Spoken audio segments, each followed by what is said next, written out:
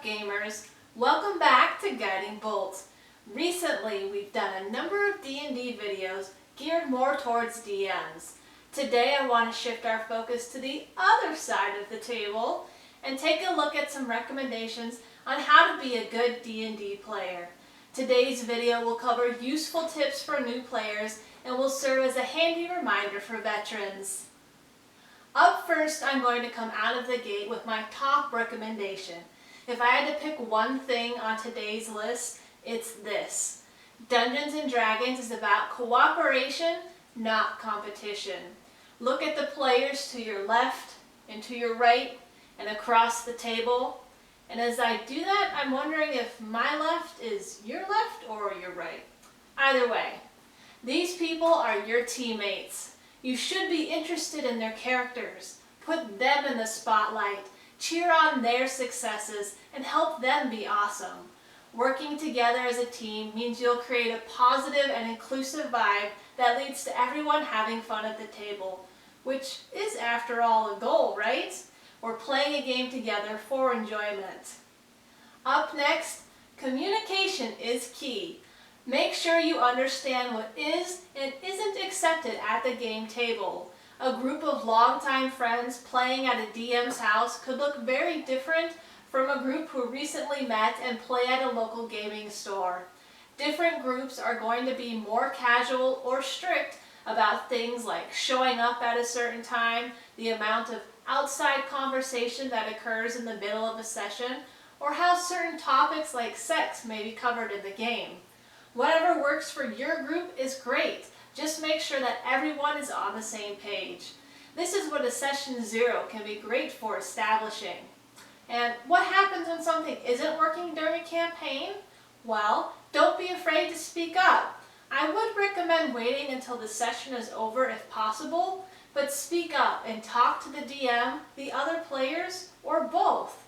They won't necessarily be able to tell if you're not having fun unless you communicate it. My third recommendation for being a good player is to not take your DM for granted. DMs put a lot of time, effort, and even money into running the game. Please be respectful of their hard work and thank them. Make sure you show up on time for game sessions and attend regularly, and be prepared. Know the ramifications of your leveling up and bring any materials you need, such as a pencil or a copy of the player's handbook. During a session, make sure you're attentive and engaged. Nobody wants to hear, "Oh, I wasn't listening. Can you please repeat that?" And look for ways you can assist the DM. It can be as simple as offering to provide snacks or being efficient during gameplay. What I mean by that is, for example, give your DM the final number on the check. Don't go, "I rolled a 12. Oh, wait, plus 5, so 17. Just give that 17 up front.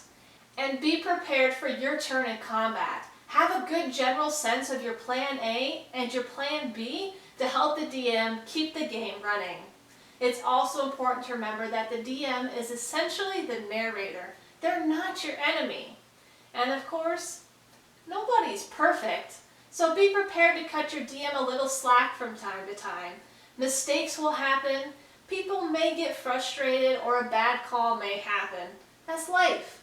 Remember to communicate and have fun. Number 4, learn the rules. I'm not saying you need to have every little detail memorized, but do your best to understand the rules that apply to your character. Honestly, I have a crap memory, so I have a binder of cheat sheets to help me quickly reference my various abilities and spell options. This way, I have everything easily at my fingertips should I need a quick reminder. And if everyone does this, it can make gameplay much smoother. But also, try not to be a jerk about it and become a rules lawyer or anything. It's all right to ask questions or clarifications, but ultimately, I think it's up to the DM to make that final decision, or at least make a quick call in-game until more digging can be done between sessions. Number 5, build a character that plays well with the rest of the party. Now, this tip isn't forcing people into specified roles.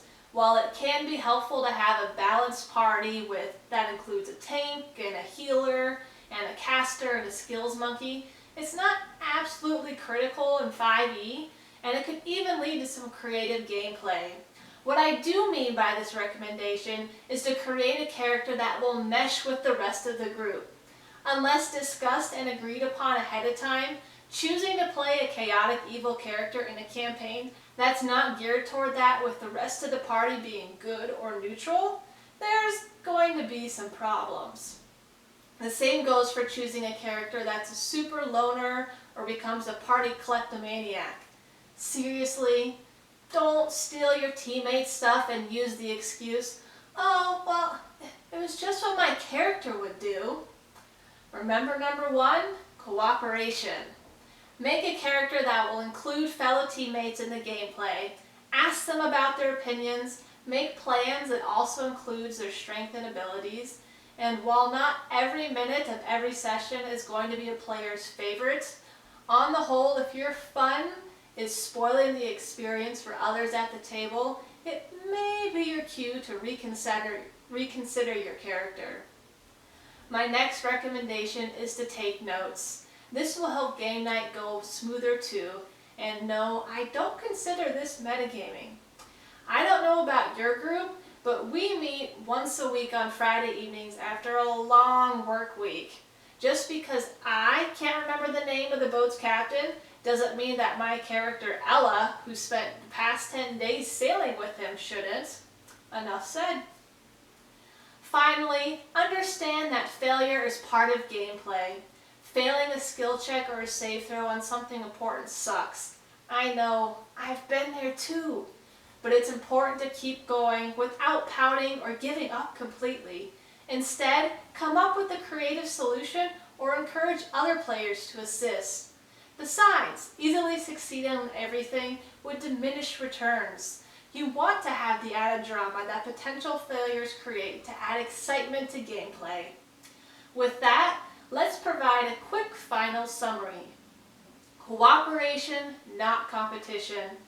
Be invested in the game and the other players. Communication is key. Address problems and concerns outside gameplay. Don't take your DM for granted. Show up on time and be prepared. Be attentive and engaged during gameplay. Build a character that plays well with the rest of the party. Learn the rules and take notes. And understand that failure is part of the game. Alright gamers, what do you feel makes a good D&D player? Share with me down below in the comments. Don't forget to drop a like and a sub. And until next time, may the dice odds be in your favor.